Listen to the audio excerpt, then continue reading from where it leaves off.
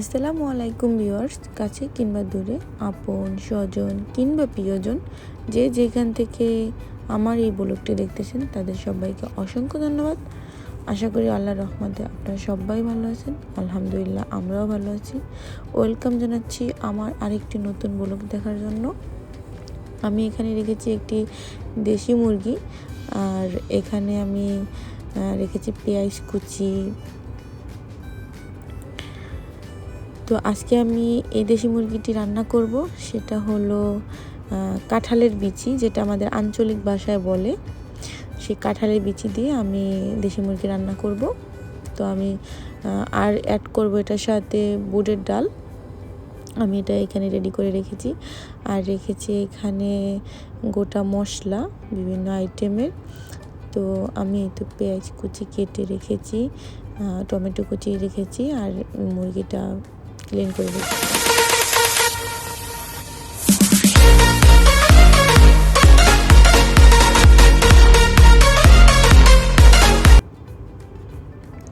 এই তো আমি চুলাটা অন করে একটা ফ্রাই প্যান বসিয়ে দিলাম। ফ্রাই প্যানটা গরম হচ্ছে। গরম হওয়ার পরে আমি এখানে অ্যাড করব অলিভ অয়েল তেল। হ্যাঁ, আমি এখানে অলিভ অয়েল তেলটা অ্যাড করব। তেলটা গরম হয়ে যাওয়ার পরে আমি এখানে দিয়ে দিব পেঁয়াজ কুচি এবং টমেটো কুচি। তো আমি এটা সফট হওয়া পর্যন্ত অপেক্ষা করব। পেঁয়াজটা সফট হবে, টমেটোটা সফট হবে, এ পর্যন্ত আমি অপেক্ষা করব। তারপরে আমি এটার সাথে অ্যাড করব ওই যে এখানে রেখেছি যেই মশলাটা, ওটা। তো সফট হয়ে নিক, তারপর আমি অ্যাড করে নেব। আসলে আমি এই রান্নাটা শিখেছি আমার শাশুড়ি মায়ের কাছে। আমি কখনোই কাঁঠালের বিচি খাইনি, তো উনি আমাকে শিখাইছেন। আসলে অনেক টেস্টি কাঁঠালের বিচি। আমি জানি না মানে এটা কার আঞ্চলিক ভাষায় কীরকম কি বলেন। তো আমাদের দেশে এটা কাঁঠালের বিচি বলে। এই তো আমি এখানে অ্যাড করলাম সামান্য পরিমাণ লবণ। সামান্য পরিমাণ না, আমার যতটুকু প্রয়োজন আমি অতটুকুই অ্যাড করে নিয়েছি। তো আসলে আমার শাশুড়ি মায়ের হাতের রান্না অনেক টেস্টি।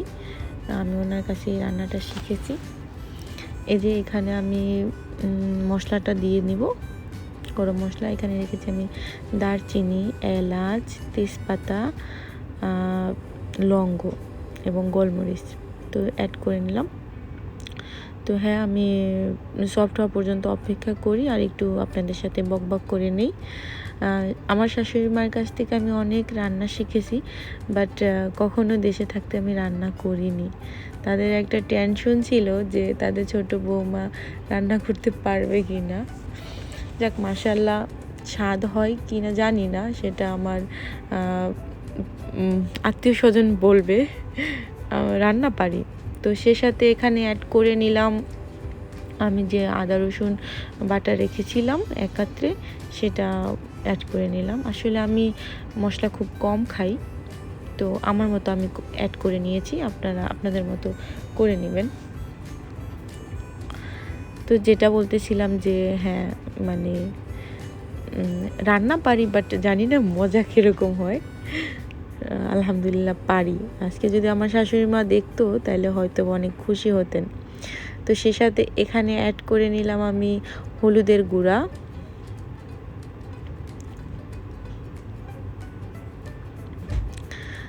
তারপরে আমি অ্যাড করব মরিচের গুঁড়া। আমি ঝাল একেবারেই খাই না, আমার মতো করে আমি অ্যাড করে নিয়েছি। আপনারা আপনাদের মতো করে অ্যাড করে নেবেন।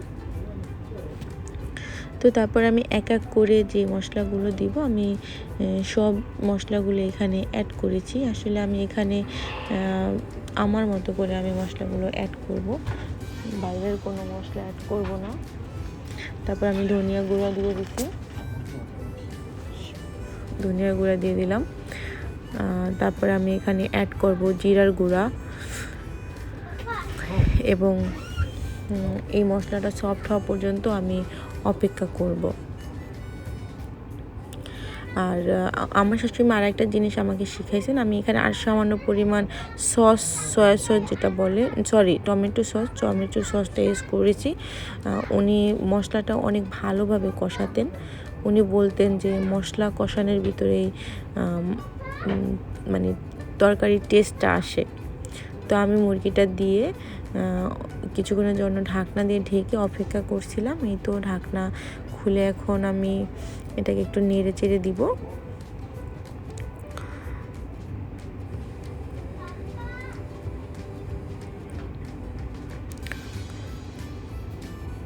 আমি এখানে এখনো পর্যন্ত পানি ইউজ করিনি, পানিটা আমি পরে ইউজ করব। তো ঢাকনা দিয়ে আমি কিছুক্ষণ যাবত রেখে দিই।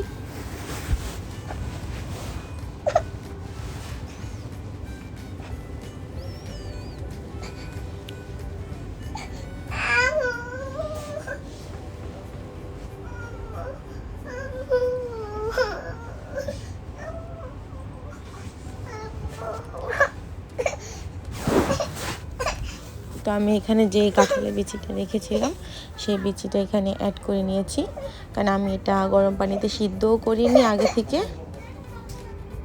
এই তো আমি কাঁঠালের বিচিটা এখানে দিয়ে নিয়েছি। তো আমি এটা সিদ্ধ করে নিইনি আগে থেকে, এই জন্য একটু আগে ভাগে দিয়ে নিলাম। তো এই জন্য ঢাকনা দিয়ে ঢেকে নিয়েছি। তো কিছুক্ষণ পরে ঢাকনা খুলে আবার একটু নাড়াচাড়া করে নিচ্ছি।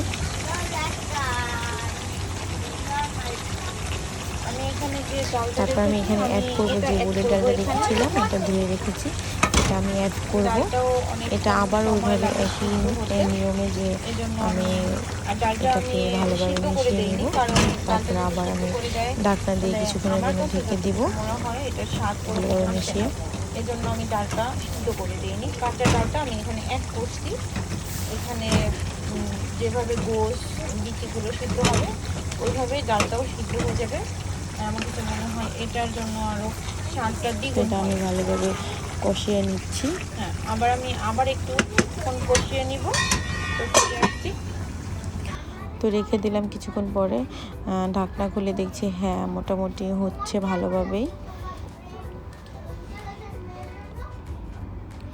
তো আমি এখানে কোনো নর্মাল পানি ইউজ করিনি, এখানে আমি পানি যেটা গরম করেছি এটার জন্য সেই পানিটা ইউজ করছি। পরিমাণ মতো পানি ইউজ করে আমি এটাকে একটু নাড়াচাড়া দিয়ে ঢাকনা দিয়ে ঢেকে দিব প্রায় আধা ঘন্টার মতো। মাঝে মাঝে একটু ঢাকনা খুলে নেড়ে চেড়ে দেখবো যে কীরকম সিদ্ধ হয়েছে। তো এখানে আমি আরেকটা জিনিস অ্যাড করব, সেটা হলো গোলালু। গোলালুটা আমি এখানে কেটে ধুয়ে ফ্রেশ করে রেখেছি, ওই আলুটা আমি এখানে অ্যাড করব। তো আলুটা দিয়েও আবার সেই আগের মতো নেড়ে একটু উপর নিচ করে তারপরে যেটা হবে যে আমি ঢেকে দিব।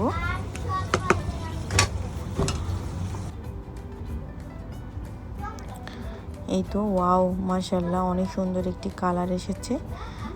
তারপর যেটা হলো যে আমার হাতে করা কিছু মশলা আছে, আমি এটা অনেক ধরনের গরম মশলা অ্যাড করে এই মশলাটা হাতে করেছি।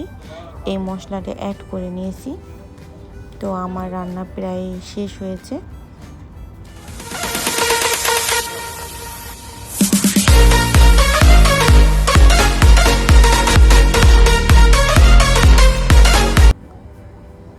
তো আজকের ইফতারের কিছু সময় আপনাদের সাথে শেয়ার করলাম। আসলে আমার ভিডিওটি কেমন লেগেছে আপনাদের মূল্যবান মতামত জানিয়ে অবশ্যই কমেন্ট করে জানাবেন। আর আজকে এ পর্যন্ত আমি বিদায় নিব, আল্লাহ হাফিজ। আর বিদায় নেওয়ার আগে আমি আমার দুষ্টর একটু ভিডিও শেয়ার করে যাচ্ছি।